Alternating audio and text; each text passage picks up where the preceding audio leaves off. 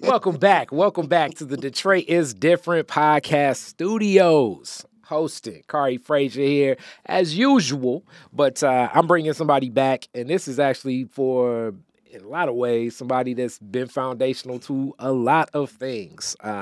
Music, engineering, design, and all around an impresario of many of things. Keir, how are you, my brother? Kari, it's a pleasure to be here. Always. It's been quite a while, longer than I thought, actually. Yeah, man. But you know, things happen, man. Time goes. Life happens, right? Yeah, man. So with that, as people know, kind of like a brother in arms, one of our good friends, your cousin and good friend Sterling Toes, but more so than Sterling Toes. There for origins of hip hop with so many groups and also involved in different things. Like, I mean, you're going to break everything down how it needs to be, but design, architecture, engineering, relationships with a lot of businesses that have started, Right. you know, connecting from Texas to New York to Detroit and all around again. Yes, definitely. That's just like a short introduction of some of the things that you do to make the things that you do all the things that you do. And right now, some of your project work kind of puts you partnering with a lot of different entrepreneurs. The same way that you were partnering with a lot of those entrepreneurs, such as yourself, in the birth of where hip hop was. Right. So let's talk a little bit about that same relationship to creativity, culture. What connects you and grounds you there so much? I don't know. I'd have to say I just always enjoyed the arts and things that are creative. Funny thing was I was always science and arts. You know, I was big on science growing up, still am. Okay. Astronomy, paleontology, chemistry. You know, had chemistry growing up, trying not to blow up the house. And I've always enjoyed the arts. And, you know, fortunately, my mother indulged the vast majority of my interests. So, yeah, I came up, I was taking drawing classes, I took painting courses, I took sculpture out of Cranbrook. During high school, I did a master class with Elizabeth Catlett and print linoleum tile, linoleum cut printing or pressing. So those have always been interests of mine. And advertising. You know, I'm the kid that sat there and watched the commercials as much as I did the television shows. And that's kind of what led me. I wanted to go into advertising because it was an arena that I felt encompassed all of my interests. You know, at that time, it was videos different than it was now than it is now. So it was video, it was music, it was visuals, it was copy, and I liked all those things. So I've always, good or bad, because it's not always the best, I've always tried to indulge my interests more than seeking out like a career to blow up and be wealthy. So with that though, you've definitely had had like one of the stories that your life like Forrest Gump when you think of like the bookends and the people you've met and the experiences and stuff like that, or Benjamin Button or one of them people, you know what I'm saying? So hip hop was one of the things that connected us, but even during that running concurrent, you were still even working with different people doing like architecture and things like that. What and even like here you go. Like one day I'm in New York when I'm just in New York and Kier's like, hey, meet me over here at this furniture store for this furniture design thing connected to a film festival. And I'm like, wow, this is interesting and very Kier and very New York. But this is part of the relationships that you've developed and in the role as people see you as one of those connectors. You know, it's very interesting. That particular situation was AWIC, which was African American Women in Cinema. It's an event they did at the furniture store in Upper West Side of Manhattan. And I'm still in touch with. I still working with Tara Renee. Shout out to Tara. They just finished doing their annual Black Women in Cinema festival in March. And doing a lot of great things. As a matter of fact, they just finished doing a Josephine Baker documentary. Okay. Which I'm bringing it up to hopefully tie it into Detroit. There's some young folks that my mother is kind of, I guess, mentoring, like her new children. They have a place on the boulevard, and hopefully we'll be doing a showing of the Josephine Baker film with them sometime soon. I'm with it. So, so much of the efforts in this work of that connections and working with different creatives. Mm-hmm. How how do you make these determinations on ideas that need to be brought to life, be in front of other people, other audiences? How do you discern what's the best decision where your relationships that already exist can tie into this creativity through someone else, and that match can be made? Hard to say. I mean, I'm a people person. I'm a networker. I've always been able to kind of view, see synergies that exist, even if they weren't apparent. Mm-hmm. And sometimes I think sometimes it comes across as other people as a little obtuse, Mm-hmm. but I see it. You know what I mean? I mean, all the way down to things like, when I was a kid, I started a skateboard team. What black kids are skateboarding in inner city Detroit during, the gang and drug era?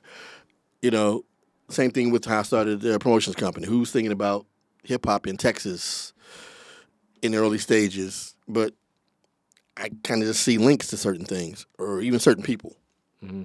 So the best way to explain it is that there's no pattern or necessarily rhyme or reason. Like I'll see you and I know you and your attributes, and I'll see somebody else say, you know what, it goes together. Mm-hmm. There's something about Kari that fits with this person over here, and I'll try and make that connection. Sometimes it doesn't always work. People don't see it. They're like, I don't get what you're seeing, dog. So, Mm-hmm. but it usually, and sometimes it comes back around later. They're like, you know what, the guy you introduced me to, I got it, and we've hooked up or whatever. So, and I try to, and maybe like I said, maybe to my judgment again, I try not to necessarily make things transactional. Mm-hmm. So it's more of an organic thing and a reward for that than it being, this plus this will get me this. Mm-hmm. Sometimes I just feel certain things need to happen or certain people need to come together. So when you speak of that, culture is one of those things that I speak to often, Yeah. and in that understanding, trust is spoken about so much, in truth, like that combination. Mm-hmm. And part of that understanding through culture, I think, develops like a trust in what can be true, and truth existing. So I give this classic Detroit is different long start of a question Mm-hmm. to get to an end. Culturally, some of us, especially as black folks, have fair dispositions of already like kind of questioning anybody, everybody, because that person that wants to connect you to opportunity is not so abundant in our community. So Right. culturally, we're looking for these signals to be made. And Mm-hmm. you're a person that's definitely connected in different spaces and places. Like I always say to your cousin, I'm like, man, Keir makes like New York experiences happen in Detroit, where I feel that New York is definitely one of those places because so many people have already invested their time, their energy, Right. their passions into bringing something to life. It's more of a go. Whereas here, the culture is more like, where you come from, who you connected to, how long you been doing this. Like it's like a natural disposition of like disbelief, whereas it's an opposite from New York. But you found a way to manage and interact in both. What's your take on first the culture of New York and its go time, and you've been there for so long and still here. So let's talk about that New York culture go. Okay. And the things I like and don't like. I mean, I love New York. I wanted to be there since I was a kid here. I went to my first visit. I think I was like 12. We went for a science fair, right? And I didn't want to leave. Fortunately, my mother was on the trip, so I had to get back on the van. But I was I was plotting a way to stay there. Also, you were 12 years old. Let's keep that in mind, okay? Hey, man, kids have done it before. I was like, I could live here. I could stay here. I could move over. But, many years later, I got a chance to get there. And, for me, it's I guess it's part of the energy thing. I'm an active person. I like stimulus. and there's something to do all the time. The thing I like probably most about New York is that it is a place you can indulge your interest no matter how odd or obscure that interest may be. You know, if you want to talk about bugs while playing chess at 2 a.m., there's probably a place to do it. Mm-hmm. And a lot of cities don't offer that. Most cities don't offer that. You got that right. You know, most cities don't offer anything past 1 a.m., which is a little bit of, I tie that back into Detroit, unfortunately. Mm-hmm. So that breeds a certain, and also it's also a place where you can find your tribe, so to speak. Mm-hmm. You know, people who are like-minded or of like interests from all over the world. Mm-hmm. And that gives you varied perspectives and you know, will fuel your interest because you've got other people who get what you get and buy into it and, you know, spur you along. So that's always been an upside. I think a downside is that your average New Yorker, believe it or not, is very local. As international as New York is, most New Yorkers are really about their neighborhood or their borough. Mm-hmm. And that was surprising to find out. A little disappointing to find out, too, but it's very surprising. Like, if you ask somebody for directions, they're like, I don't know. I know how to go home. I know how to come to work. Go to a few places I like, and that's it. Mm-hmm. So that's a very interesting contrast because people immediately think of New York and everybody in the city is cosmopolitan. It's not really true. Mm-hmm. I think probably the most maverick people, or maybe the most in-the-know people, are people that didn't come from New York, mm-hmm. that moved there and absorbed it and took in the energy. And, you know, a lot of Midwesterners, some people from the South, but yeah, a lot of Midwest people have been very, very maverick in New York. A lot of Detroiters, actually. Mm-hmm. You know, we kind of, you know, they always say the phrase is always, you know, how's it go? If you can make it in New York, you can make it anywhere. I always believe that if you make it in Detroit, you can go anywhere. Interesting. I mean, like, even as you're saying that, all I'm thinking about is, which God knows, like a pop culture icon.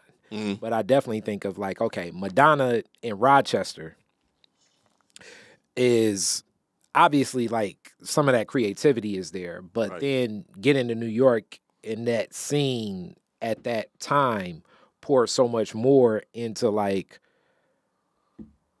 other layers and messaging and culture and in a career now that span decades, you know what I'm saying? And, you know, 3-4 decades now? Yeah. So, and that's a classic example of that. So now to the Detroit angle of it, because that go time and that attitude, here, it's like, we're not seeking those same opportunities. You know, if you playing chess at 2 a.m. and there's bugs around, that's probably because you got cousins, or as we may call them, cockroaches. Okay, no cousins. All right. So when you think about some of that skepticism and the guard that we sometimes have up here, because the scarcity of just sometimes what we consider basic resources for culture and creativity to exist, and even entrepreneurship at that. What's your take on that? Well, it's a random you brought up Madonna because, you know, the name of her company is Maverick, right? Mm-hmm. And to me, Detroiters have very, very maverick spirit across the board. Mm-hmm. Now, sometimes it gets contained or it gets confined because of the environment and they let themselves be contained, but you know, we have a very driving spirit, like we're going to do something, you know. Mm-hmm. Wherever it is, wherever we are, we're going to make it happen, right? Mm-hmm. Little or no resources, we're still going to figure it out and do something. And most people that came from Detroit to New York, that's what they did. And most people in Detroit, that's what they do. You know, it may not always be as polished. It may not always be as slick. But they're going to do it. So with that, why do you think sometimes, like, making those connections can be tougher between the creativity? I think there's a kind of a localized skepticism. You know, some people don't want to reach as far as their mind can reach. Expand on that. you're in Detroit and you know you have these ideas, but at the same time, may have like a fear of success. Like I could do this, but then again, I don't know, and I don't know people. But even if that person comes to you who has the ability, you kind of want to run them through the ringer. You know, you got to have certain connections. You got to have this. I find it funny in Detroit. People in Detroit oftentimes will be very impressed by things coming from the outside, right? Mm-hmm. Like you may have an equivalent situation here in the city or someone that you know, but you're more impressed by somebody who does the same thing, or maybe even lesser, who came from London or New York or L.A. And like, dude, you got the same thing here, but you can't give the person their props or the respect to do it. So that's an issue. I mean, all the way down to the artists in town. For instance, think about all the talented artists that are in Detroit, from Detroit, right? How much love do they get here? They get some. They definitely don't get the overground exposure. They don't get the radio love. They don't get the play that they should be getting, or play they get in other cities. So people have this idea that I either have to leave or, you know, I'm going to kind of keep it at a certain level. And that's I think that's a big detriment. That's a huge detriment. Funny, I was out at an event the other day. Shout out to the cats over at Dilla World, your boy Gans, Ronnie and those guys, Ali. They did an event called Barcode. I was telling one of my boys about it back home. And in the house is Razzcazz, Trick, Royce, Cats with Alcoholics, Fat Cat, on and on, right? Marv One. That would have been an event in New York. You know what I mean? Press would have been there. People would have been talking and been buzzing and been on the blogs. It was like just a local hang in Detroit. So that naturally gets me to, you know, put back on the hat of looking at it from another prism. Mm-hmm. You may say, well, you know, it's 600,000 people in Detroit. It's, you know, 6-7 million people in New York or something like that. So like clearly the mass of it heightens the probability of people just connecting with anything in New York. What would you say to that? Yeah, I mean, mass has a lot to do with it. I mean, you have 9 million people or so. So there's always an audience. But I also think that Detroit oftentimes doesn't give itself enough credit, or the people here enough credit. It's amazing. It's almost like we listen to the propaganda that gets sent out to Detroit, even though you're in Detroit, sent out on Detroit, even though you're here. And you know better. You know differently. You know, talking about culture, Detroit's always had a huge, vibrant culture, arts community, entrepreneurial spirit and community. You know, you've always seen someone here that has done anything. You know, whether it's business owner, whether it's politician, whether it's, you know, attorney, whatever. There's someone that looks like you who's doing it. So with that, let's talk a little bit about your relationship with design and the Detroit designers you've worked with, the black designers.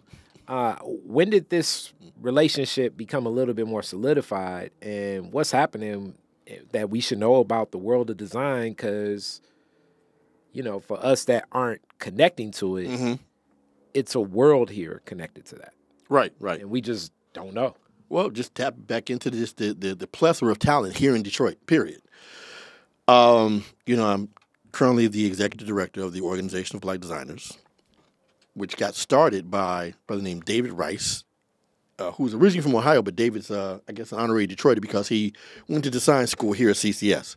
And that's the time he conceived the idea for the organization. Left here, moved to D.C., and that's when it actually got formulated and started in D.C. Celebrated our 30th year of existence last year, and OBD is a umbrella organization which encompasses most of the major design disciplines. So that would be product design, industrial design, interior, architecture, graphics, these days web design, so forth. And Detroit is a hotbed of design talent, like it is for every other talent. We actually did our 2010 Design Nation conference here in Detroit because we believed in it so much, and we were pretty much ahead of the curve. We actually did our conference around the time right before they started Design Corps, which at the time was called DC3, which was the Detroit Creative Corridor Center. And we were on the board for that organization and then led on to become partners as it transformed into DC3. So, of course, fast forward from 2010 to, 2015, I guess, whenever they got the designation from UNESCO, all that really did is just confirm what we already knew, that Detroit is a design center. It is a major cauldron of design talent. Now, what people don't know, supposedly within the manifesto of the whole UNESCO thing and Design Corps and so forth, is an aspect of inclusion of the community, which would be, of course, the black folks in Detroit. We just tend not to know it. And oftentimes, because of that, don't pour into or tap into what exists for designers in the design scene across the board here in the city. I think we still are in, as everybody say these days, we're in silos or, sequestered in different pockets. But this kind of goes back to that creative collaboration. Mm-hmm. And even me, I think I function better, but I definitely have that skepticism too because of the opportunities. But let's stay in this world of design for a second. And I think culture plays a role even how we think about things. Like I remember George Floyd is going to be the murder of George Floyd in that moment in time, I think will go down in American history as a time where this is a Kari perspective of it. All right. So this ain't even a Detroit is different official statement or a creative differences statement, but white folks was scared as hell. You know what I'm saying? White folks was calling black folks out of nowhere like, I apologize for all my, and it's like, yo, my G, like, please don't. You know what I'm saying? You know what I mean? But in that, a lot of some of the business people I know were like, hey, how do we step up? So a design team that I even know was thinking about that. And I was like, well, culturally, when we think of just the design of America, as I often speak this on this podcast, it's designed for white men with property and businesses. Mm-hmm. And the further you get away from that, it's not like it won't function for you. It's not designed to function for you. You know what I'm saying? So like I often try to share that anytime we speak about America and American history. And I give this life because when you think of any design, and they're more like in the furniture and all of this stuff, like we're thinking differently. So some of their niche is like, okay, at one time, I don't know how people think, but I think with that market crash of 2008, a lot of young people saw the burden of home ownership. Well, they saw home ownership as a burden. Mm-hmm. So setting up spaces and places where you can travel fast became something big. Okay. But that's overwhelming back to the mass of so many white folks, right? Whereas the experience for a lot of younger black people, that's not necessarily the same perspective of how they're thinking. That black person in their 20s or their 30s they're connecting to things differently. They're looking at things differently. True. When they think about their furniture, it's like, when we did just like a small, like, little bit of like of a case study group and everything, but sneakers came up. Okay. You know what I'm saying? Some of the jewelry items came up. Some of the way that they're going to keep their phone and they're like, and how things will be charged. So it's like, we're even thinking about like what we're protecting and how we travel with it a little bit differently. And I'm not saying that other audiences won't, but it's like you're even thinking of everything differently instead of trying to maximize minimal space and being able to travel. You're trying to protect these a series of material items that are seen with more value as a person may want to kick in my dough and steal this. Right. And I think also, furniture wise, stuff like they're thinking portability, mobility, convertibility, those sort of things. Well, a couple of things I wanted to tap on with your statement. Number one, design is a little bit different than art in a sense, right? To me, design is where art meets commerce. right? And I believe in the black community too often we equate design to art and don't encourage it. Black parents don't encourage it. Like, you're going to be broke. You're going to be a starving artist. You don't want to do that. And so we're missing out on an entire revolution and area of revenue because design pays well. And there's nothing that you can see in the world. There's nothing in this room that hasn't been designed by someone. I agree. Whether it's your hat, your glasses, the microphones we're speaking on, the whole nine. And that's where, like I say, that with that, culturally, what's based has a tone in the black community, and it can definitely be segmented to spaces and places differently. Even that, it's conveying different messages of the functionality of how people see and use things. So, like, a classic example of that may be like I'm gonna sit and think of one of the best, but this is like one of those, what they said in my business school. So, like, oftentimes, like the leaf blower company, I forget what one of them, but think of a leaf blower company. Leaf blower company was thinking, man, we're really only in business in the autumn, right? And then it was a couple of the generals that were in Desert Storm that took some of those leaf blowers to move some sand. So now it's like a whole industry of like leaf blowing now in the Middle East that's just expanding. But that's just like the functionality of how people saw some things, though it was designed to blow. For one thing, it can still be used for something else. Right. And I think that we've done that in a lot of ways when we think about how America's designed for Americans.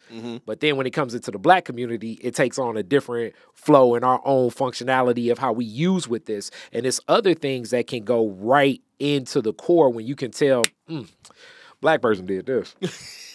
I mean, think about it. We've always kind of been that way. We think utilitarian in a lot of ways. Classic. Who would think the Smucker's jelly jar would be glasses? You know what I mean? Because that's how we get down. We're like, you know what? I could use this. Yeah.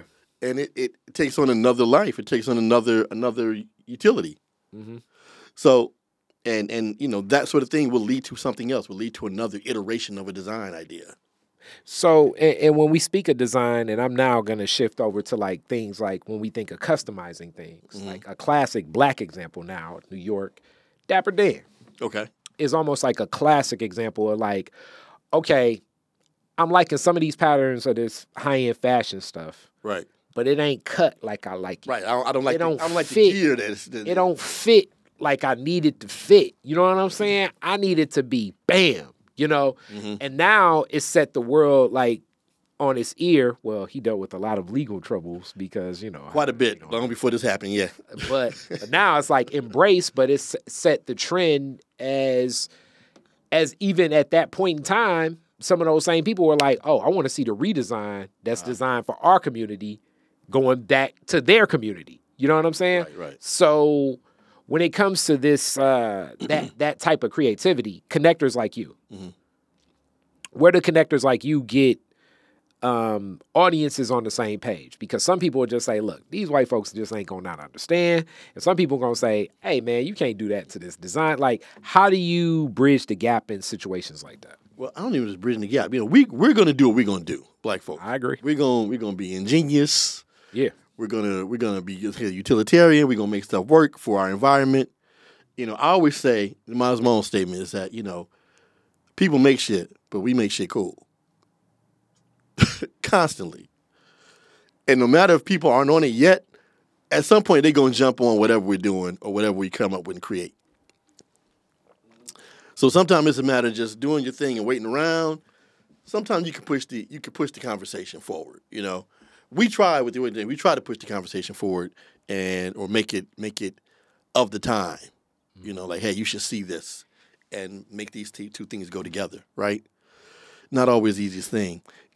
Tap into that and going back to what you talked about, the whole George Floyd era situation. Yeah. We were in bed with a company called Our House Furniture. Since you brought up furniture, high-end furniture company. You're going to find Our House just outside most major cities, right? Or they're going to be in their very Tony, high-end area. Great company, good people. Because we were already dealing with them when the whole George Floyd thing happened, everybody, felt moved and made these promises. They're like, we want you to come in and be part of our anti-racism campaign. I mean, they officially put the statement out there. We had a press release in the whole nine. And, sadly, we kind of just got mired there. We have not moved forward, really. That's interesting. It's been, we were, ironically, up until that point, we had done for 3 years a Black History Month event with them every year. Wow. Right? The next, and I know everybody was crazy helter-skelter. Like, yo, what happened? What's up? Yeah. And not to put anybody on Front Street, but they like a lot of companies, got, razzed up for the moment and then just dropped the ball or just kind of let it sit there. Mm-hmm. We got the overground press, or we looked good, or we felt better. Our souls were assuaged. Our guilt was satiated. And now we back on the bullshit. And that's why the skepticism exists. You know what I'm saying? That's why the skepticism exists. You know what I'm saying? They'll bring you in, they'll talk to you and say, man, we was backwards as hell. Get you right up there. Get you right up there. Get you the best seat in the house. And they'll be like, you gonna be here next week. And then you knock on the door. It's like, hello? Hello? Same thing with the whole you had all these DEI divisions. Diversity, equity, inclusion. Yeah, actually, ironically, they hired a bunch of sisters for most of these positions, which is dope because they're intelligent, they have the right amount of pathos to blend the corporate and the humane, blah blah blah. But I told people, I said, you know what? We got to utilize these divisions because if we don't, they're going to go away. Because they're going to say, hey, once the smoke clears, there's no need for them. But if we utilize them and show the validity and viability of them, they'll stick around. But if you notice, a lot of those things have contracted and gone away. They've shut down the DEI part over here or the DEI part over there. There's still some left. So I'm saying, call to action. Let's tap into those people. Let's utilize those people and tap into those budgets that they have and make these companies see that, yes, it is a necessary and needed thing. Otherwise, it's going to get expunged. And I think my whole lifetime, and you've witnessed it your lifetime too. Hip hop is the classic example of that. Like, it's hard for me to explain where hip hop was and what it was in like 1987, 1988 to people that are 20. I know, right? Of it being like, okay, it was a portion in a record store. Then you got to explain what that is. That was probably the size what a record store is. Yeah, that was probably like the size of like a closet space. And now it leads all forms of of marketing outreach, usually. Anything in America, but even if you travel the world, it's a tone, it's a hip hop perspective, and it's people like yourself, and Andre Harrell, and let's see, Chris Lighty, and a lot of brothers such as yourself that were like they're like putting the bricks together of like the foundation as certain budgets were given to exponentially connect with things, and I'm looking at it now be the leading, like even when I watch these campaign commercials, whether it be Trump or Joe Biden presidential, it's like all of them kind of have a tone of like the presentation, the language. I'm like, that's a little hip hop. Yeah, you know what I'm saying? Again, it's cool. What we do ends up being cool. It starts off cool, then it becomes overground cool. Everybody say, everybody wants to tap into it. Everybody wants to be a part of it. Like there's cultural icons on the hip hop side that everybody uses as a litmus of cool. Oh, I'm down with Snoop. Oh, I'm down with Wu-Tang. Oh, I'm down with that's my pass card. Yeah, you know what I mean? And it's always some sort of hip hop entree. It's funny you say that because hip hop, rap music in itself as part of hip hop was, we were like a pariah. You know what I mean? Nobody was checking for it. It's so funny. I tell people now, I say, if they find out I worked for Def Jam, they're like, "Oh my God, Def Jam!" I'm like, you gotta recognize at the time, the question was always, "What's a Def Jam?" Yeah, like what the hell is that crap? You know what I mean? It may be a thing now, but it wasn't then. No, No. It was so far out in the wilderness, man. I mean, I'm as we get to a close and in this update in episode, like I often say, that line that Heavy D says in Rhyme and Reason.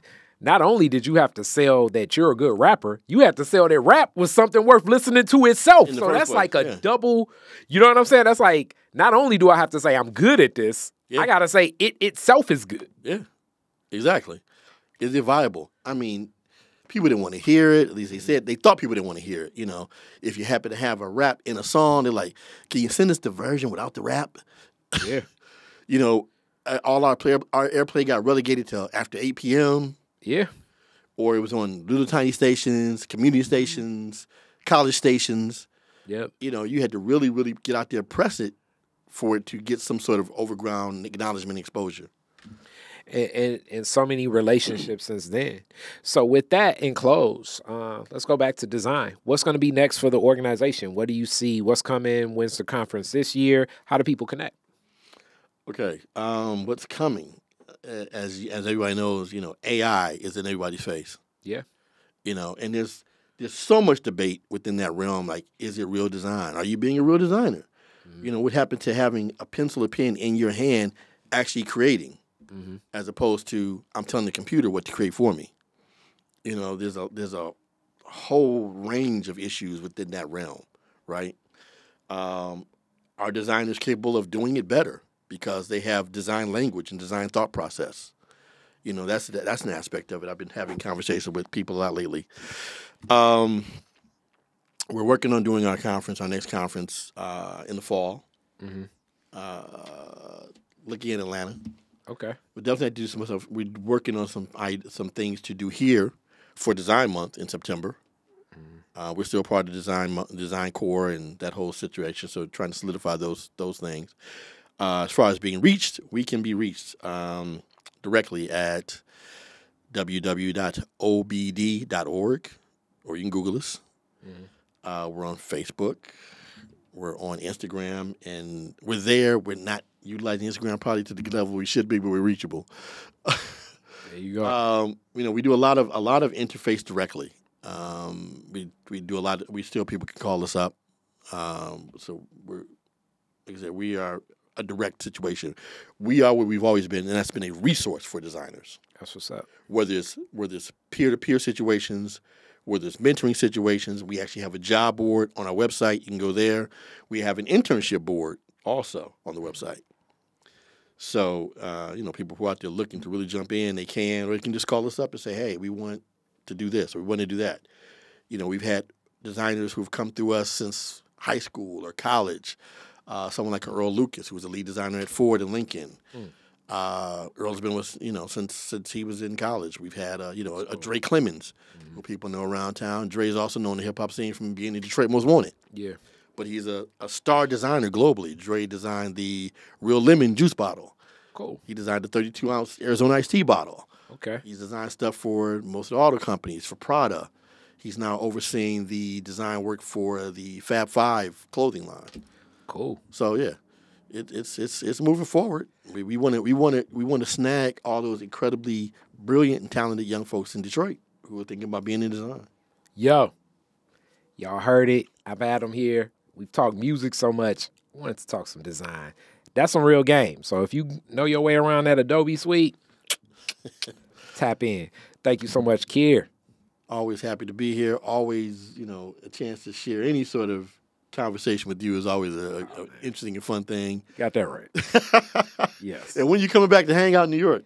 That's a very good point. Last time we ran into like Paul Schaefer on the street and stuff. Yeah, that's right. We forgot about that. Talking about Forrest Gump moments at the furniture store. We leave the furniture store, and who do we see on the streets? I know. All right. So for you all that don't know, David Letterman, the guy with that crazy beard on the Netflix show, right? He used to have a late night show, just regular on TV, and his music director was Paul Schaefer. But there we go. Peace. Peace. Detroit is Different is where you get information, artistry, history, music, and even comedy. Detroit is Different, a home for the culture of Detroit. Visit online at DetroitisDifferent.com today.